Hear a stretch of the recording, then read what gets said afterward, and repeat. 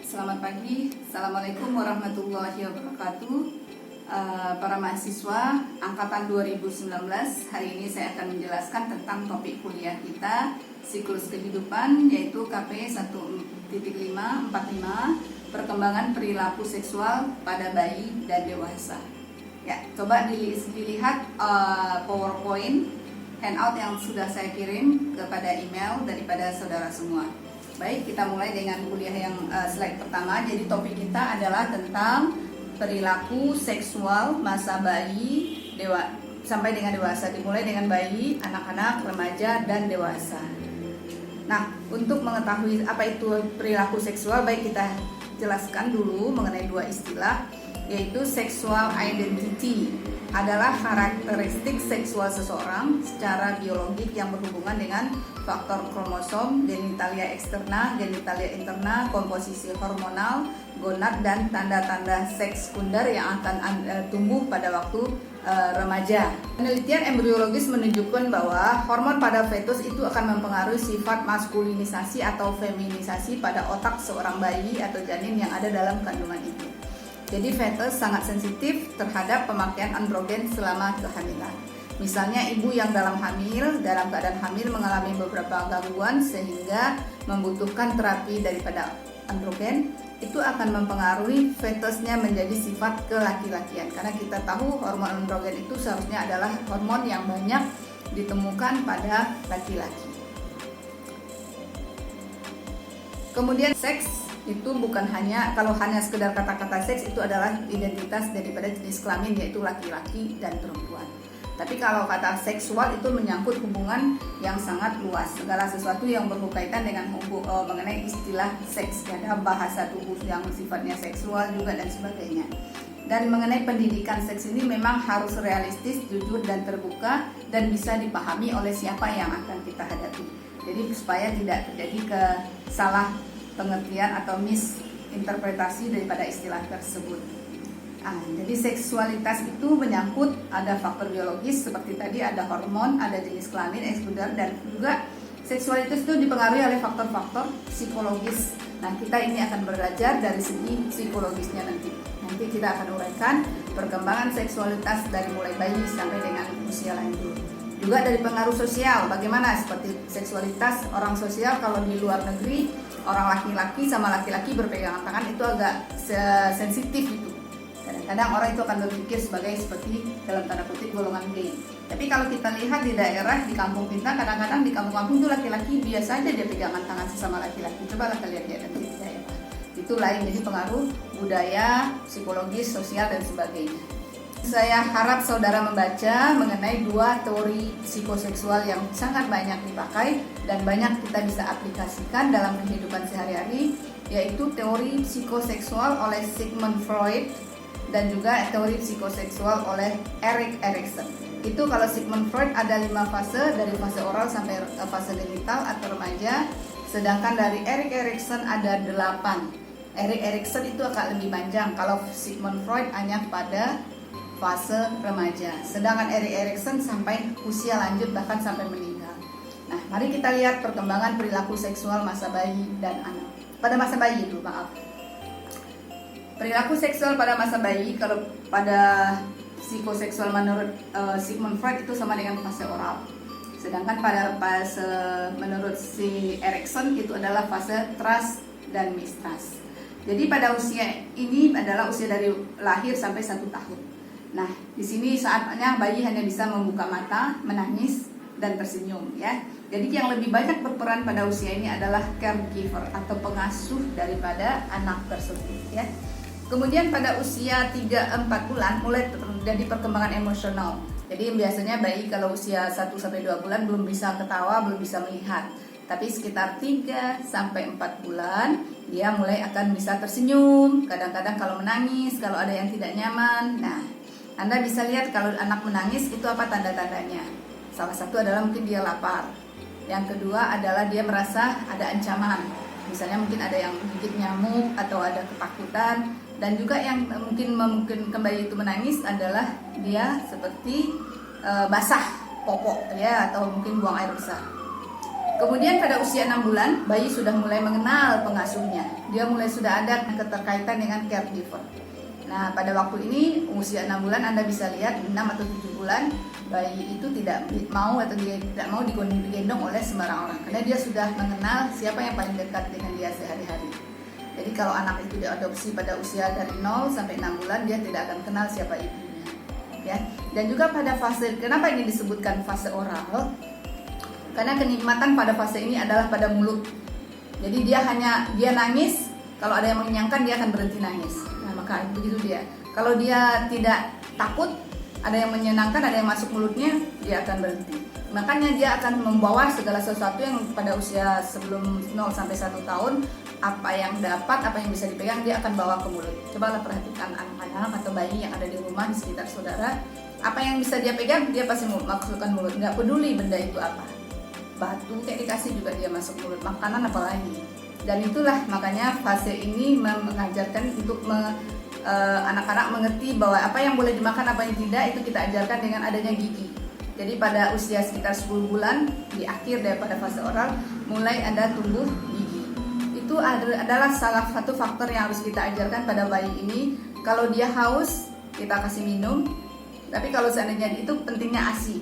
Kalau dia fase ini dia diberi ASI, dia bisa kita didik lebih dalam lagi.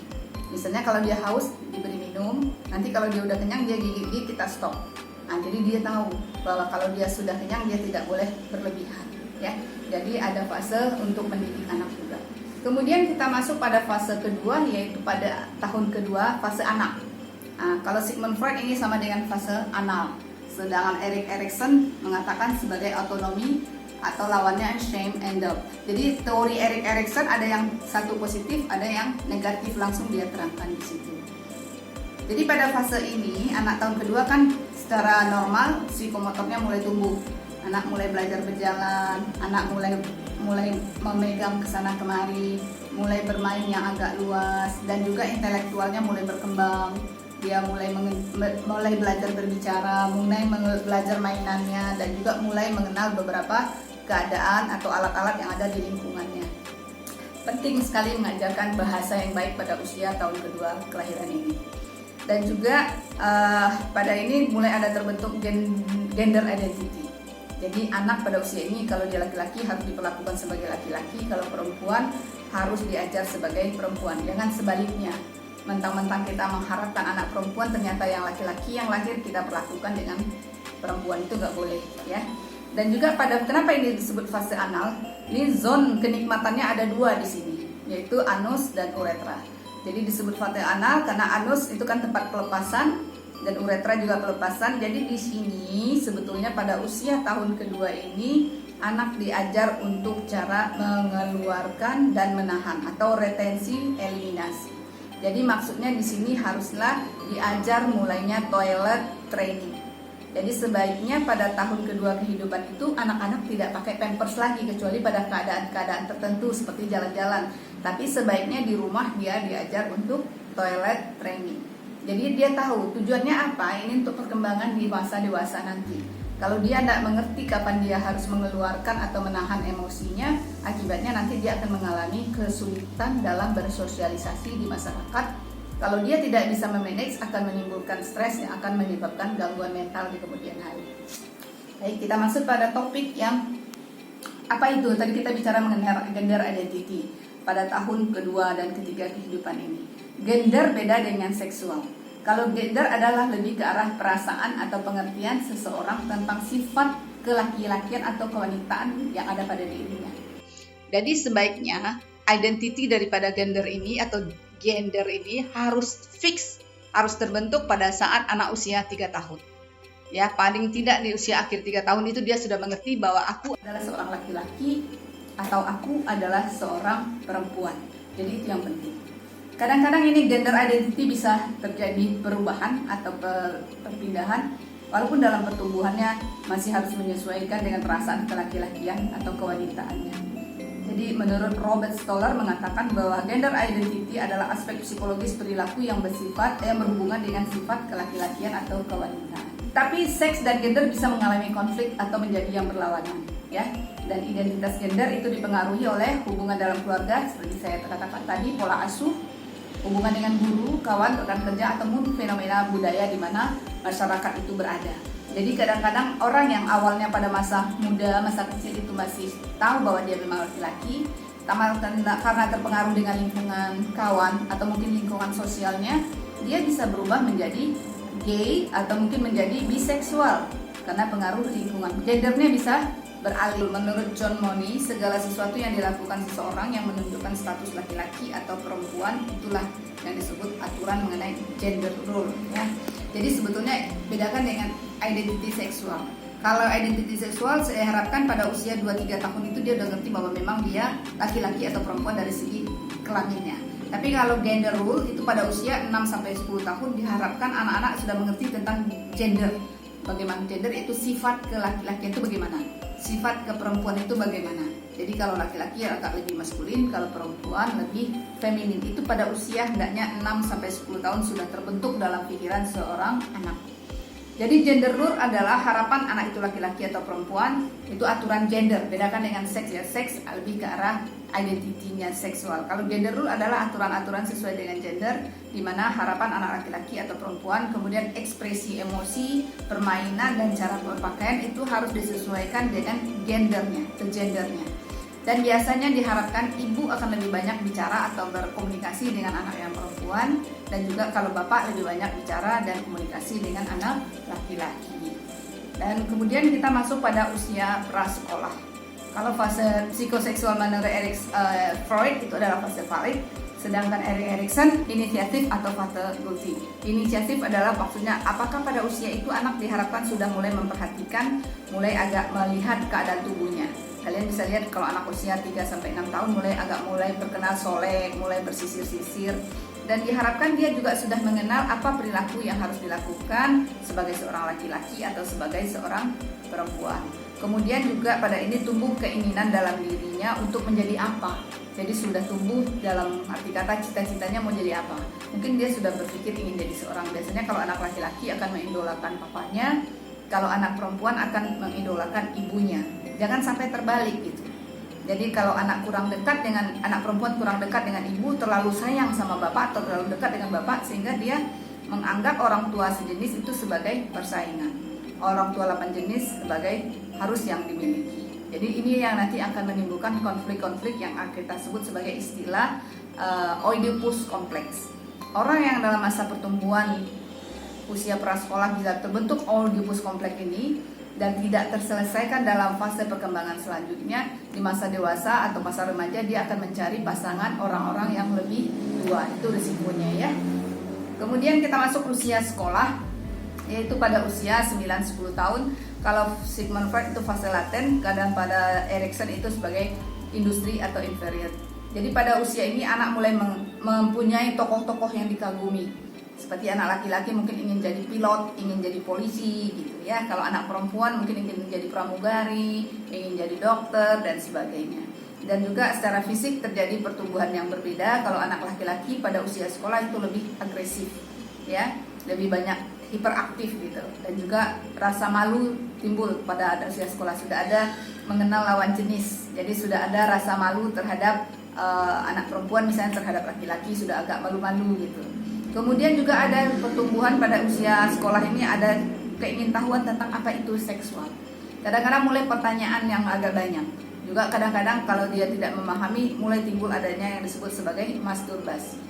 Diharapkan kalau anak yang tadi mengalami fase Oedipus kompleks dalam masa usia prasekolah, kalau fase usia sekolah harusnya dia sudah clear atau sudah bisa memecahkan konflik Oedipus kompleks. Kalau tidak, ini akan bisa berlanjut pada remaja. Dan juga kenapa dikatakan industri, jadi diharapkan pada usia sekolah itu anak-anak akan lebih aktif, ada punya keinginan, ada punya kemauan untuk maju. Tapi sebaliknya kalau tidak, maka dia akan menjadi pemalu, anak yang penakut dan tidak bisa bersosialisasi dengan baik. Kemudian kita masuk pada fase remaja. Fase remaja, kalau Freud mengatakan fase genital atau akhir daripada siklus kehidupan psikoseksual Freud. Tapi kalau pada Erikson dikatakan identity atau role conversion. Di sini mulai banyak fantasi-fantasi tentang masalah seksual. Juga sering terjadi masturbasi karena pertumbuhan hormon. Pada anak laki-laki maupun anak perempuan juga bisa melakukan masturbasi. Kemudian masalah seksual yang paling sering, masturbasi merupakan masalah seksual yang agak sering dibicarakan Dan kita kalau bicarakan ini harus logika dan profesional. Kemudian pada masa remaja mulai terbentuk grup ya, anak-anak mulai akrab. Nah, seperti kalian ini di tahun-tahun pertama kan termasuk masa remaja. Mulai ada kumpulan-kumpulan atau katakanlah istilah mungkin ada geng. Ada kelompok-kelompok pencinta alam, ada kelompok-kelompok yang suka pencinta hobi-hobi yang bersamaan dan sebagainya. Dan dalam aturan keluarga kadang-kadang udah mulai kurang mau dikekang ya, kurang mau dipaksa oleh orang tua.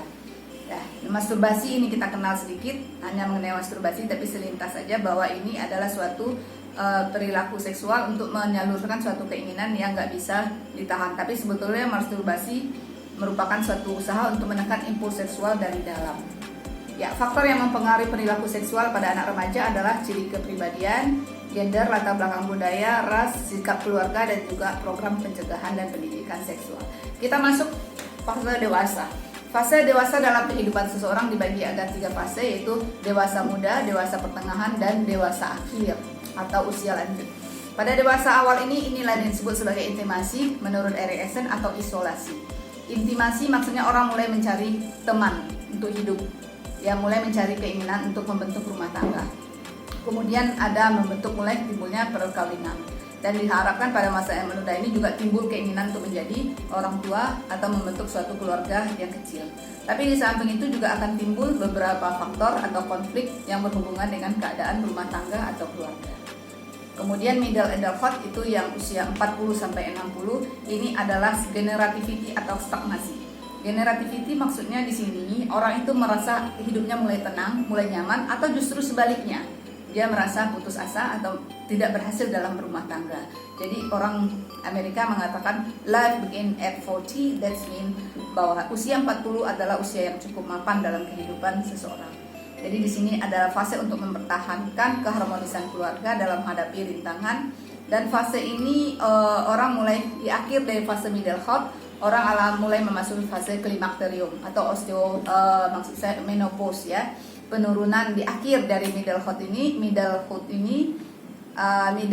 ini orang akan mengalami penurunan kehidupan karena fungsi fisik dan psikologis. Seperti kita tahu pada akhir usia 50-60 mulai terjadi beberapa penyakit akan dialami oleh orang tua, itu penyakit degeneratif seperti osteoporosis, mungkin diabetes, mungkin hipertensi dan sebagainya. Fase remaja tadi dimaksud sebagai krisis awal pertama kehidupan, dan fase middle adulthood termasuk fase krisis dalam hidup di usia pertengahan. Bisa terjadi ringan sampai dengan berat ya. Jadi kadang-kadang di akhir usia 60-an juga memasuki mulai pensiun. Jadi persiapan diri untuk memasuki usia lanjut. Dan yang terakhir adalah late adulthood atau old age, atau kita pakai usia lanjut. Itu adalah masa pensiun. Penurunan beberapa fungsi tubuh makin berat seperti kardiovaskuler, mungkin sakit jantung, nafas ya, genitoria misalnya mulai ada prostat pada laki-laki, endokrin seperti diabetes, penurunan imunitas dan sebagainya. Kemudian penurunan fungsi dan kehidupan seksual juga akan terjadi pada pria dan wanita di akhir usia tua ini, akhir usia lanjut, dan dipengaruhi oleh kehidupan seksual sebelumnya. Dan biasanya pada orang-orang yang tidak siap memasuki fase usia lanjutnya akan mengalami apa yang disebut sebagai istilah post-power syndrome, salah satu bentuk gangguan mental yang sering terjadi pada orang yang tidak siap menghadapi masa tuanya. Saya pikir itulah kuliah kita, semoga bisa dipahami oleh anak-anak kami sekalian. Kalau ada pertanyaan tolong dikumpulkan, nanti lewat satu orang yang dikoordinasi oleh ketua boleh ditanyakan. Semoga berhasil dalam kuliah kehidupan seksual pada bayi dan dewasa, dan salam sehat jiwa. Terima kasih. Wassalamualaikum warahmatullahi wabarakatuh.